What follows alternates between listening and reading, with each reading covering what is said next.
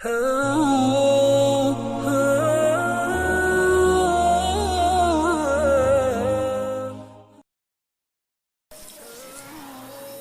نے مشورہ دیا، گڈو میاں ڈاکٹر کو اپنی آنکھ دکھائیں۔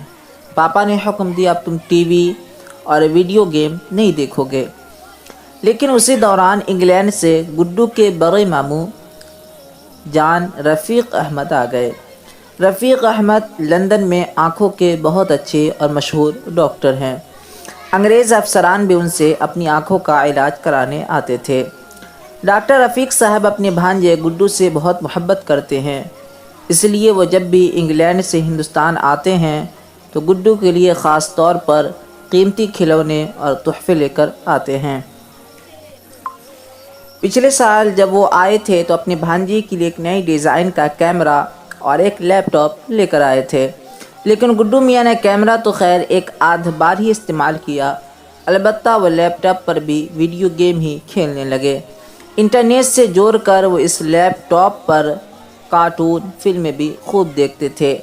حالانکہ ڈاکٹر ماموں نے ان سے یہ تاکید کی تھی کہ وہ پڑھائی اور کھیل کود پر بھی زیادہ توجہ دیں اور لیپ ٹاپ کو بہت زیادہ استعمال نہ کریں، لیکن گڈو میاں نے ان کی نصیحت کو بھی دائیں کان سے سن کر بائیں کان سے نکال دیا تھا۔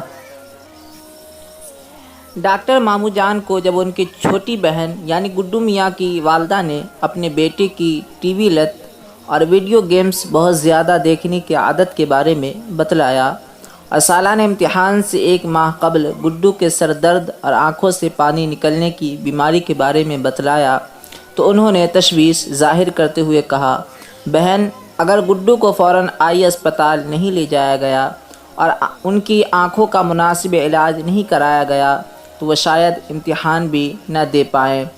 یہ سن کر امی بہت پریشان ہو گئیں اور رونے لگیں تو ڈاکٹر ماموں نے انہیں سمجھایا، یہ وقت رونے دھونے کا نہیں بلکہ کچھ کرنے کا ہے۔ یہ کہہ کر بڑے ماموں نے فوراً آنکھوں کے اسپتال میں سینئر ڈاکٹر گپتا سے موبائل پر بات کی اور گڈو میاں کی سنگین اور تشویشناک بیماری کے بارے میں بتلایا تو ڈاکٹر گپتا نے کہا، آپ اپنے بھانجے کو ابھی اسپتال لے آئیے، میں اسپتال میں ہی ہوں، فوراً چیک اپ کر کے علاج شروع کر دیا جائے گا۔ ڈاکٹر گپتا کی رائے سے اتفاق کرتے ہوئے بڑے ماموں نے اپنی بہن اور بہنوئی سے کہا کہ آپ بھی گڈو کے ساتھ اسپتال چلیے اور فوراً تیار ہو جائیے۔ یہ سنتے ہی امی نے گڈو کا سر دباتے ہوئے کہا، بیٹا تم بالکل ٹھیک ہو جاؤ گے، اب اسپتال چلو۔ اگرچہ شروع میں گڈو میاں نے اسپتال نہ جانے اور گھر پر ہی علاج کرانے کی ضد کی، لیکن ڈاکٹر ماموں کے سمجھانے پر وہ آنکھوں کے اسپتال جانے اور وہاں چیک اپ اور علاج کرانے کے لیے آمادہ ہو گئے۔ پاپا نے گیراج سے اپنی گاڑی نکالی اور گڈو میاں اپنی امی، پاپا اور ڈاکٹر ماموں کے ساتھ اسپتال پہنچ گئے۔ ڈاکٹر گپتا اور خود بڑے ماموں نے جدید ترین مشینوں سے ان کی آنکھوں کی جانچ کی، ان کے بلڈ پریشر، شوگر اور درجہ حرارت کو ناپا گیا۔ آنکھوں میں کئی بار دوائیاں ڈالی گئیں اور کچھ کھلائی بھی گئیں۔ کڑوی دوائیں اور کیپسول کھا کر گڈو میاں نے منہ بھی بنایا اور دل ہی دل میں کڑوی دوائیاں ایجاد کرنے والوں کو برا بھلا بھی کہا، لیکن صرف دل ہی دل میں، کیونکہ کئی ڈاکٹروں اور ماں اور باپ کے سامنے تو کڑوی دوا بنانے والوں کو کوس نہیں سکتے تھے۔ اگلے روز ڈاکٹر گپتا نے ان کی ایک آنکھ کا چھوٹا سا آپریشن بھی کیا۔ اگرچہ آپریشن کے نام سے گڈو میاں بہت ڈرتے تھے، کیونکہ وہ سمجھتے تھے کہ آپریشن کے دوران کاٹ چھانٹ سے بہت زیادہ درد ہوتا ہوگا،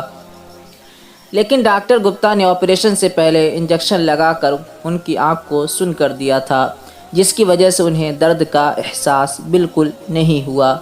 یوں بھی ڈاکٹر نے درد کش دوا بھی لکھ دی تھی جو درد زیادہ ہونے کی حالت میں دی جا سکتی تھی۔ گڈو میاں کی خیریت معلوم کرنے اور انہیں دلاسا دینے کے لیے عبداللہ بھی آئے اور بھائی جان بھی، ان کے اسکول کے کچھ دوست بھی آئے اور کلاس ٹیچر قادر صاحب بھی ان کی عیادت کے لیے تشریف لائے۔ 2 رات اسپتال میں گزارنے کے بعد تیسرے روز گڈو میاں کو گھر جانے کی اجازت بھی ڈاکٹر صاحب نے دے دی، لیکن اجازت کے ساتھ ساتھ انہیں یہ نصیحت بھی کی کہ وہ اپنی آنکھوں کو صحت مند رکھنے کے لیے ٹی وی دیکھنے، ویڈیو گیمز کھیلنے اور کمپیوٹر پر دیر تک کام کرنے سے بچیں۔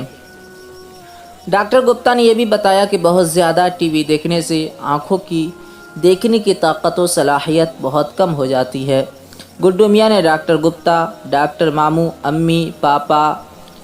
عبداللہ اور بھائی جان کے سامنے وعدہ کیا کہ اب وہ پڑھائی اور صحت دونوں پر دھیان دیں گے۔ ناظرین، جب وہ اسپتال سے ڈسچارج ہو کر گھر جا رہے تھے تو سوچ رہے تھے کہ انہوں نے بڑوں کی بات نہ مان کر غلطی کی تھی، اس لیے گڈو میاں نے یہ پکا ارادہ کیا کہ وہ اعتدال سے رہیں گے اور بہت زیادہ ٹی وی دیکھنے سے جو نقصانات ہوتے ہیں ان کے بارے میں اپنی اسکول کے ساتھیوں کو بھی بتلائیں گے اور خود بھی ٹی وی کے سبق کو ہمیشہ یاد رکھیں گے۔